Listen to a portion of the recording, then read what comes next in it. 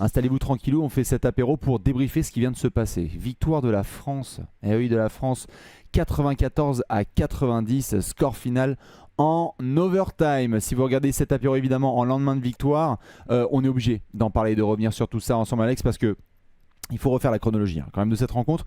On avait vécu le France-Brésil, on s'était dit bon très bien, allez on va avoir des bleus concentrés. On avait même fait de la discussion en amont du match où on se disait comment est-ce qu'on les voit, sérieux, domination intérieure, attention à pas laisser prendre confiance.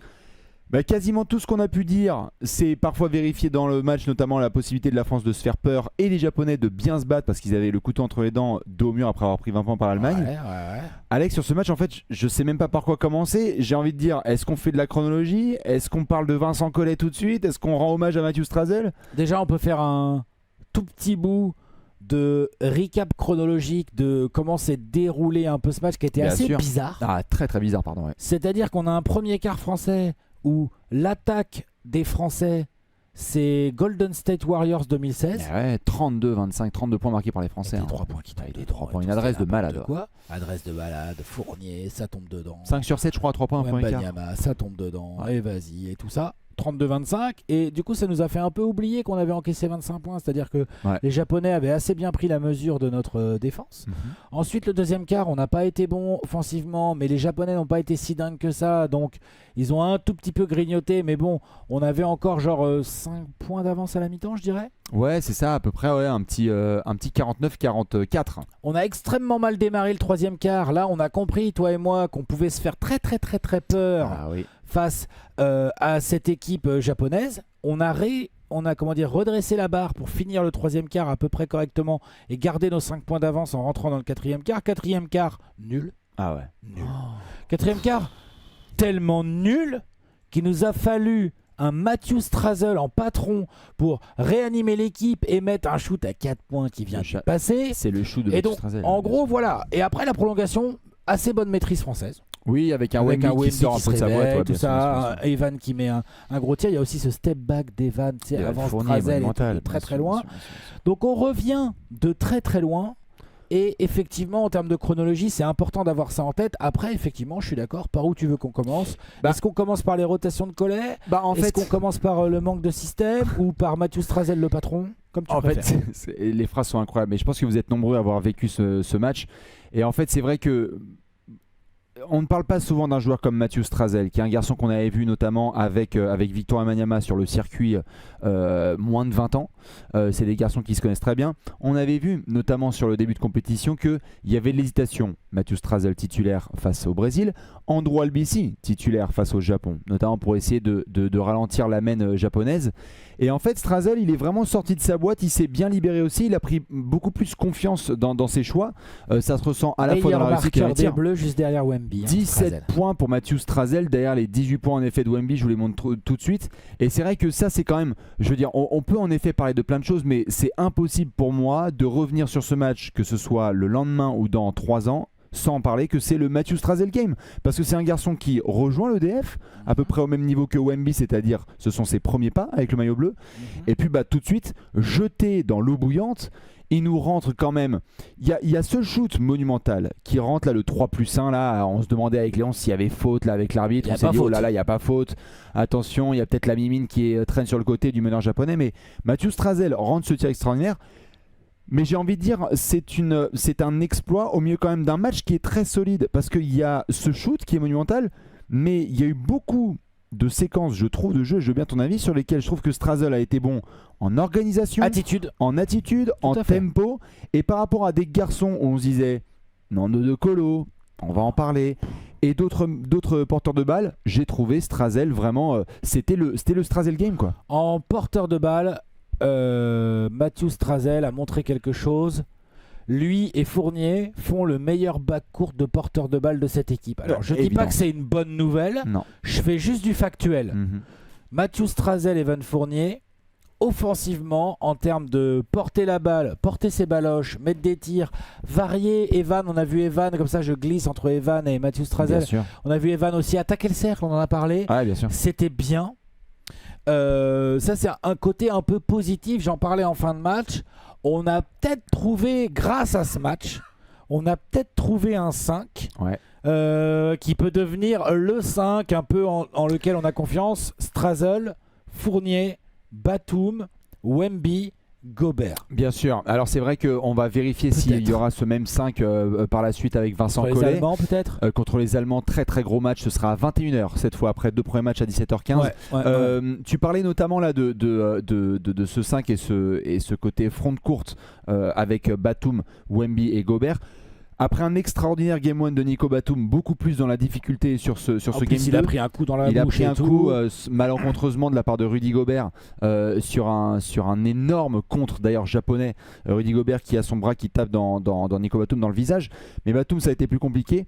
L'association Rudy-Wemby, il y a eu quelques séquences assez bonnes, parce que c'est vraiment encore un sujet assez central. Hein.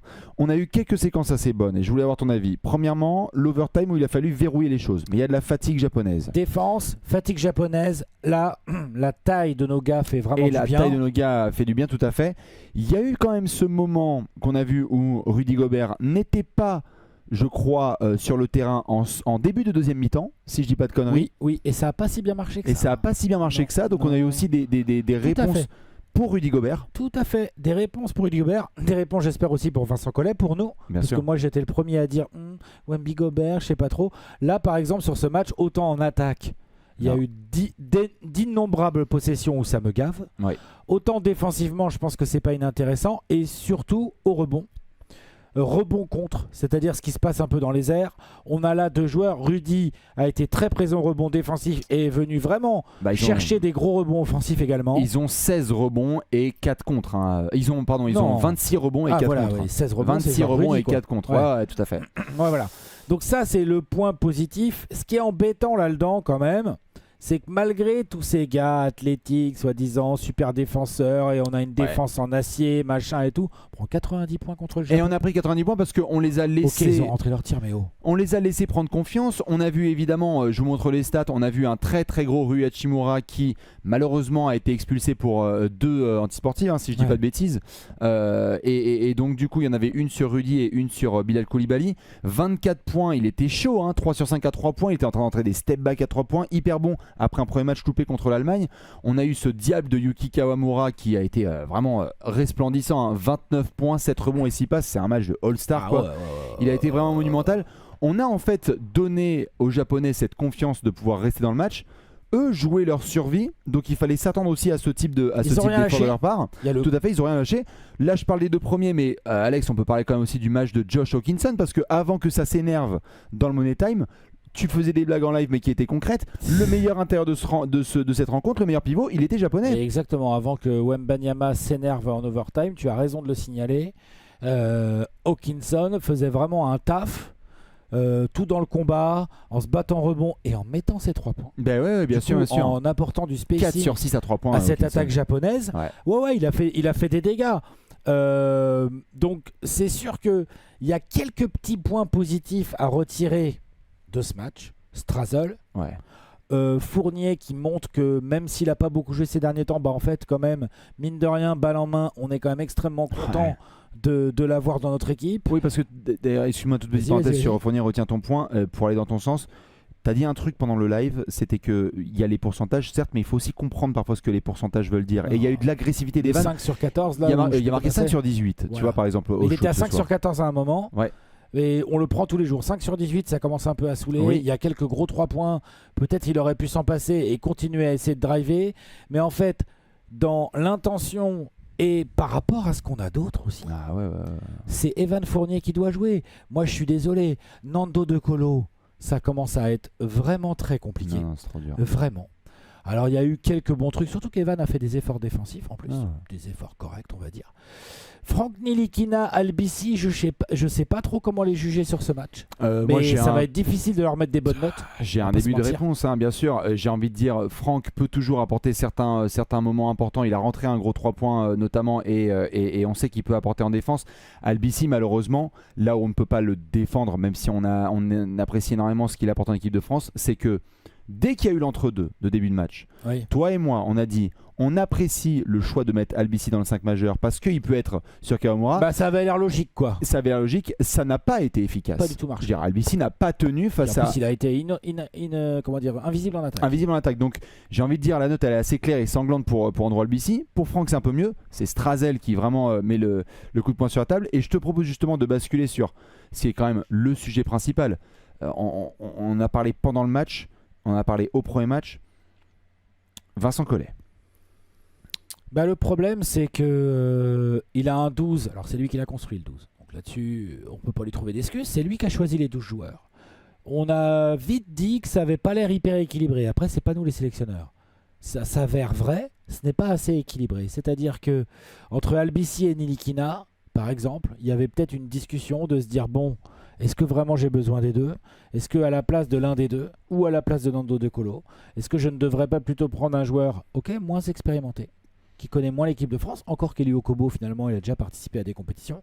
Mais Nadir Riffi, je pense aussi, Nadir Riffi ou Eli Okobo, des profils différents, ont des profils qui amèneraient, par exemple, un peu ce que Strazel est capable d'amener au Fournier par moment, c'est-à-dire de l'improvisation offensive, du talent, ok les gars, je vais mettre un panier. Ah, bien sûr. Je vais mettre un panier. Viens Rudy, fais-moi l'écran, je me débrouille. Bien sûr. Ça manque. Mais ça manque fort. Tout à fait. Et d'ailleurs, j'ai l'impression qu'on fait un débrief de l'année dernière aussi quand Sylvain Francisco avait été envoyé, tu sais, dans l'eau bouillante, oui. et qu'on avait eu aussi les bonnes situations de Sylvain Francisco dans un match vraiment compliqué pour l'EDF. Donc, on est toujours sur cette complication au poste de meneur, même si Strazel a été énorme. Alex, sur Vincent Collet, moi évidemment tu parlais là de choix qui ont été faits, mais ce qui me... J'ai pas fini, vas-y, je t'en prie, prie, vas-y alors à ce moment-là. Non, vas-y. Toi t'allais dire quoi? J'allais te lancer en fait sur un élément qui a été discuté pendant le match, c'est que comment on peut avoir autant d'incertitudes sur les rotations, c'est une folie ça. Autant de alors joueurs, que c'est lui qui a choisi les 12. C'est lui qui a choisi les 12. Il n'y a pas de blessés là. Hein. On ne sait pas encore là aujourd'hui qui rentre quand. Koulibaly, c'est sûr, il savait pas s'il allait jouer, pas jouer, quand jouer, combien, bien avec sûr. Qui, à côté de qui ça se voit. Bien sûr. Donc c'est ça que je voulais dire, c'est à la limite d'avoir parfois des choix de joueurs dans les sélections, etc. Bon, et puis après les joueurs peuvent prouver sur le terrain, mais mon problème c'est que, tu l'as dit et on a parlé en match, il y a des joueurs qui donnaient le sentiment de ne pas savoir ce qu'ils devaient faire ou quand ils devaient être sur le parquet. Et ça, si on était avec des limpins de 3 semaines, d'accord, mais c'est des gars qui quand même, la plupart aussi, ont joué ensemble. Donc, Collet ne peut pas être le seul bouc émissaire d'ailleurs de ça. Non, absolument pas. Absolument pas. Là, il y a des joueurs, je suis désolé, où soit Collet ne devait pas les prendre, soit les joueurs ne sont pas dans une bonne forme ou mentalement il y a quelque chose qui ne va pas, mais on a trop de joueurs qui, si le système, si tant est qu'ils existent les systèmes, parfois on se demande, mais il y a un petit truc qui ne va pas, tu sais, tu disais ouais là Nico il gueule sur Wemby, te rappelles une possession oui d'accord, mais dans ce cas là du coup il se passe plus rien, tu vois, il y a un gars qui se trompe, du coup il se passe plus rien. Ça c'est le syndrome aussi d'une équipe qui manque de solutions. Ça manque de solutions. C'est d'ailleurs ce que Strazel a apporté en deuxième mi-temps avec un peu d'improvisation. C'est aussi ce qu'apportait Rui Hachimura avant qu'il se fasse sortir. On oublie, hein. Mais Rui Hachimura, il s'est fait expulser. Tu sais que s'il y avait eu Rui Hachimura en prolongation, on aurait peut-être moins fait les malins. Oui, même en fin de match, tout à fait, bien sûr. C'est ce tournant, hein, Rui Hachimura qui se fait donc expulser. Et après, on voulait voir ce que le Japon allait donner. Ils ont bien tenu dans la rencontre. On est sur une victoire française. Donc, comme dirait une certaine légende française, l'important c'est les 3 points. Et en plus là on en a rentré les 3 points. Mais on a pris la victoire face au Brésil, on a pris la victoire face au Japon. Ce sera pas une histoire de goal average pour nous là, clairement. Je pense qu'on aura pas on va jouer la première place contre les Allemands. Mais on va jouer tout à fait contre les Allemands. Peuvent battre le Brésil tout à l'heure, on verra. Et si vous regardez cette vidéo demain, il y a déjà le résultat de l'Allemagne face au Brésil. Mais tu vois, voilà. Mais c'est vrai qu'on aura donc le match entre France et Allemagne. Si je dis pas de bêtises, je vais vous confirmer ça tout de suite. Mais c'est le 2 août à 21h. Il me semble. Dernier match de la France à Villeneuve-d'Ascq au stade Pierre-Mauroy, ensuite avant de basculer à Paris et à l'Accor Hotel Arena pour les deuxièmes phases, la deuxième phase, qui sont donc les phases finales. Là, Alex, les 2-3 dernières questions que j'ai envie de te poser, c'est quand on voit ce qu'on voit sur le terrain, là, est-ce qu'on a en droit de se dire, il y a eu la spéciale France, ils ont pris leur adversaire de haut et on va voir une grande équipe de France face à l'Allemagne parce qu'elle est capable d'eux, ou est-ce que justement, dans ce qu'on voit sur le terrain et du jeu proposé, attention à la massue allemande le 2 août à 21h. Premièrement, attention à la massue allemande. Il ne faut pas oublier qu'on vient de battre un Japon dans lequel Rui Hachimura venait de se faire expulser. Oui. Où ok, Mathieu Strazel, gros patron, mais un shoot à 4 points. Je rappelle, il n'y a pas faute sur le shoot à 3 points. Ça se discute très fort. Ça se discute très fort. L'erreur d'arbitrage à prendre. Mais bref, en tout cas, c'est un peu. Il y a un petit côté panier à 4 points, coup du sort de malade. On a été à la merci de cette équipe japonaise pendant une durée beaucoup trop longue. Nos rotations sont ultra bizarres. Tu parlais de Koulibaly, Evan Fournier quand il est en feu dans le premier quart, il revient qu'en fin de deuxième quart sur le terrain. Bien sûr. Énormément de choses qui ne vont pas, qui vont pas se régler comme ça en un claquement de doigts.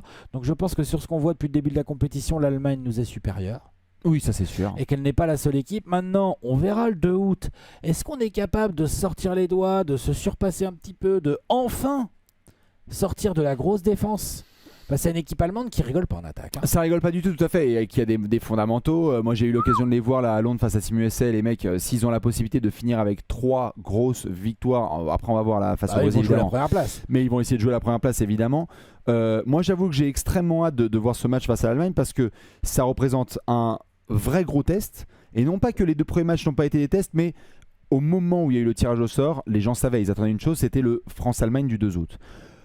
Non pas que... Faudrait les battre, sur le papier, faudrait les battre pour être premier. Tout à fait. Mais non pas que je dise que les 2 premiers matchs ne servent à rien, pardon. C'est juste que là, sur les 2 premiers, j'arrive pas vraiment à... J'ai besoin du match contre l'Allemagne pour jauger pleinement cette équipe de France. Plus, oui, c'est sûr, c'est-à-dire que là, je me dis, si on est dans la continuité de ce qu'on vient de voir, on va se faire tabasser par les Allemands. Si j'en crois ce qu'on propose sur la prépa plus le début de JO. Un point positif qui est nouveau de ce match et qui peut nous servir pour la suite, c'est qu'on a rentré des tirs. Ah bah les tirs à 3 points, on a une super réussite bien sûr. Ça, à 3 points, on l'a pas vu venir. Mais alors autant ça a été super sur ce match, autant tu le dis, et quand on a commenté le match c'était assez flagrant, 15 sur 37 à 3 points.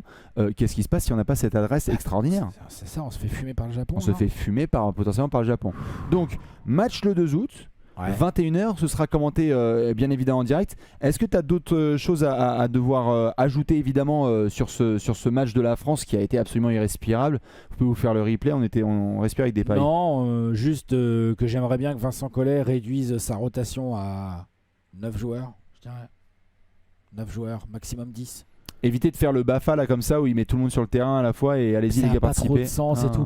À la limite, je m'en fiche des choix. Moi personnellement, je repousserais un Nando De Colo bien loin au bout du banc et peut-être Mathias Le Sort également dans la rotation intérieure puisqu'on en sent qu'il se force un peu à le faire rentrer. Mais Mathias, bizarrement, moi je le trouvais super en préparation. Là, les 2 premiers matchs de JO, c'est pas ouf. Et donc quand tu vois ce que Yabusele peut apporter en termes de shoot et après le Wemby Gobert qui reste a priori notre meilleure raquette, donc tu vas peut-être repousser un peu et travailler sur un noyau.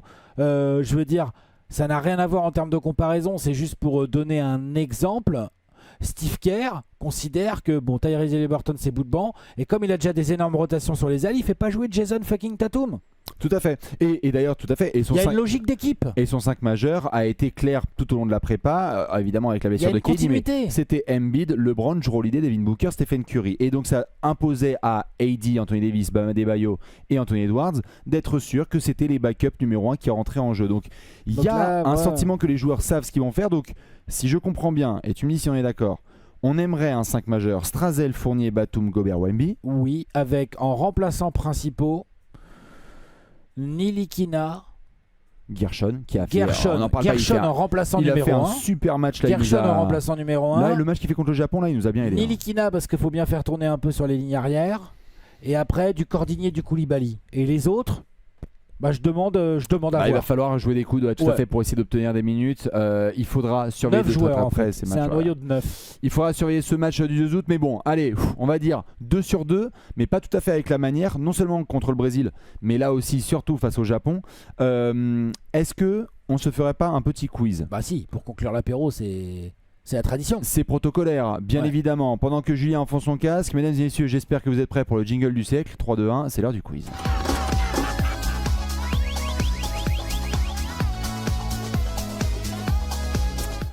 Bienvenue dans le quiz du live Trash Talk. Bonsoir à toutes et à tous. Vous êtes nombreux, ça fait plaisir. Alex, est-ce que tu es prêt? Je vais tester tes connaissances. Vas-y, je t'en prie. Alors, il y a des questions difficiles et des questions beaucoup plus faciles.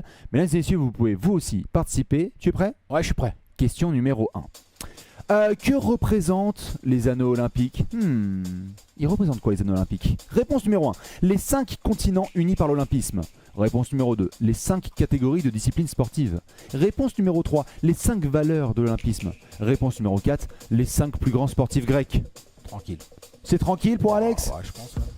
Réponse? Réponse 1. Et c'est la bonne réponse. Bravo Alex. Ah, c'est bon. Ça fait des années qu'on nous bassine avec les JO à Paris, on le sait là ça. Ouais, mais tu vois dans le chat en tout cas c'est du 100%, ils ont tous dit 1, bravo. Bien sûr. Vous avez tous vécu ça. Alors évidemment besoin de mettre du contexte, on va avoir des réponses plus détaillées avec monsieur Julien. Alors c'est un drapeau qui a vu le jour en 1913 et donc c'est bien ça, 5 anneaux qui représentent les continents unis par l'olympisme et les couleurs des anneaux représentent tous les pays du monde parce qu'à l'époque de sa création, chaque couleur présente sur le drapeau olympique est présente sur un drapeau dans le monde en 1913. Ok, magnifique. Merci. Dessiné par j'ai pas. Pierre de Coubertin. Ok. Et tu vois, et hop, et Alex il en le calme. Allez hop. Allez. Ça c'est des belles petites connaissances. Alex, est-ce que tu es prêt pour la question numéro 2? Vas-y. Quel athlète a remporté le plus de médailles d'or sur une seule édition des JO d'été? Attention. Quel athlète a remporté le plus de médailles d'or sur une seule édition des JO d'été? Vous rigolez, les gars. Okay. Michael Phelps en 1, natation en 2008. Réponse 2, Usain Bolt, athlétisme en 2016. Réponse 3, Larissa Latinina en gymnastique en 1956. Ou Christine Otto en natation en 1988. Alors évidemment, il y en a qui ont peut-être tombé dans le piège, mais Alex, t'as la réponse toi. Ouais, c'est Phelps en 2008. Évidemment, classique. Bah oui. Classique, évidemment. 8 médailles d'or. 8 médailles d'or 8 médailles d'or, on vérifie. 7 records du monde, un record olympique. On vérifie avec Julien. C'est exactement ça. Ah C'était ouais, d'abord magnifique. pour voir si les gens avaient suivi le Pepper Castor. Exactement. Bien sûr. Parce que là, j'en ai parlé il y a 3 jours. Eh mais transition, tu vois. Ouais, tout à fait. Magnifique. Christine Otto, l'allemande, elle a le record féminin de nombre de titres sur une seule édition. Et la soviétique Larissa Latinina, c'est le record total avant Phelps. D'accord. Que Phelps prend avec donc toutes ces médailles, c'est 28 médailles totales. 28 médailles au total, ouais, 23 en or. Oh putain. Donc Latinina, c'est 18 médailles totales en gymnastique. Oh, c'est déjà pas mal. Incroyable. C'est Alex, déjà bien sérieux. la 3 par contre, attention, ça va On être fait le quelque 3 chose. sur 3 ou pas là? Eh ben on va voir ça. Allez, T'es prêt? Ouais, vas-y. Question numéro 3. Pourquoi le pentathlonien Hans-Gunnar Ligenvall est-il devenu le premier athlète disqualifié pour dopage aux Jeux Olympiques? Réponse 1, à cause de traces de cocaïne dans le Coke, le Coca-Cola. Réponse numéro 2, il a consommé trop de nicotine à mâcher. Réponse numéro 3, il a bu 2 bières avant la course. Réponse numéro 4, comme Popeye, il a forcé sur les épinards. J'aime bien votre humour, les gars. Je te laisse réfléchir et je pose la question. Pourquoi le pentathlonien Je pense que je sais. Hans-Gunnar Ligenvall est-il devenu le premier athlète disqualifié pour dopage au JO? Réponse 1, 2, 3 ou 4 mon cher Alex? Réponse 2. Donc il a consommé trop de nicotine à mâcher. Oui. Eh ben il a bu 2 bières avant Oh le tricheur! sa course. Oh le tricheur! Eh oui mesdames et messieurs, désolé si vous aviez pas cette réponse. Julien, contexte incroyable cette story. Alors contexte incroyable. Donc là c'est les JO de Mexico en 68. Ouais. Et en 67, le CIO se dit on va mettre en place des contrôles antidopage. Donc ils en mettent pour la première fois. Et donc à Mexico en 1968, il y a 667 tests qui sont effectués. Un positif, D'accord. ce pentathlonien, positif à l'alcool. Et on a appris après que c'est parce que pour se détendre, il a consommé 2 bières avant sa course. Il a avoué. Et l'alcool c'était considéré comme du dopage. Et il me semble que c'était pas sur la liste officielle du CIO. Parce que toute personne qui a, produits qui a un peu trop bu au moins une fois dans sa vie sait que l'alcool c'est pas du dopage. Ah ouais bon. En tout cas, Merci Alex pour. Bah non mais c'est vrai ou pas? Et consommer avec il me modération. semble que c'était pas sur la liste du CIO comme produit dopant. Par contre, ils ont pris la décision de le disqualifier et c'est officiellement le premier mec qui a été disqualifié pour malgré le fait que ça soit pas sur la liste des produits dopants. Ouais, il me semble bien. Incroyable story que vous pouvez retrouver bien évidemment. On vous racontera plein de détails. Ça fait 2 sur 3 pour Alex. Écoute, c'est pas tout mal. Hein. On se On retrouvera essaiera de faire mieux demain. On se retrouvera demain pour un nouveau quiz. Et bah tu sais quoi, jingle.